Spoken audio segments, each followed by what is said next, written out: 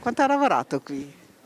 Ho lavorato 16 anni, dal 1958 al 1974. Che effetto le fa rientrare? Beh, un po' il cuore è un po' sensibile quando l'hanno incominciata a costruire nel 55. Qui il lavoro non ce n'era per nessuno. Rientrare oggi che effetto le ha fatto? Mi fa un pochettino, però se così chi fa di lavori per la gioventù chi fa, perché noi ormai siamo vecchi, però chi fa pure per la gioventù. È tornato nell'ex cementificio dove ha lavorato per 16 anni. C'è nostalgia, ma anche consapevolezza nella visita di quest'uomo con la moglie nell'area Italcementi.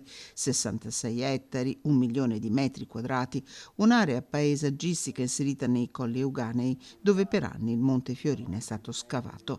Una bomba ecologica nel cuore del parco, da 1 anno e mezzo riserva della biosfera dell'UNESCO. Entro 2 settimane le ruspe inizieranno le opere di demolizione grazie a un accordo pubblico-privato tra il comune di Monselice e l'azienda bergamasca della famiglia Vitali. Una giornata davvero importante che segna un percorso che è durato per molti anni, che durerà ancora nel futuro e che coniuga e non cancella il passato di una città dal punto di vista industriale con il suo futuro, che parla di rigenerazione e sostenibilità di un'area che, se non avesse avuto questa opportunità, sarebbe rimasta un ecomostro alla porta dei Colli Euganei. Verrà realizzata una parte di zona produttiva di circa 200.000 metri, verrà realizzato un grande parco fotovoltaico, un'area da destinare ad impianti sportivi, percorsi ciclopedonali e una bretella di collegamento con la nuova strada regionale numero 10. Grazie a un team internazionale di architetti realizzare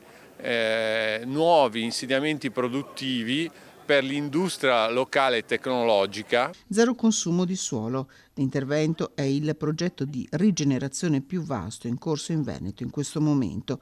I lavori saranno eseguiti a lotti, valore del cantiere 200 milioni di euro. Entro il 2027 potrebbe insediarsi la prima azienda. Sicuramente non si tratterà di industrie inquinanti, perché stiamo cancellando quello che è, non dico cancellando il passato, però stiamo portando avanti il passato, ma senza quella parte negativa che ovviamente un impianto industriale del genere ha portato nel territorio. Per anni per quest'area si è battuto il comitato Lasciateci Respirare, il portavoce Francesco Miazzi, anche consigliere comunale PD adesso, e chiede che sia massima l'attenzione. All'interno di questo stabilimento ci sono tutte le parti sotterranee, ci sono presenze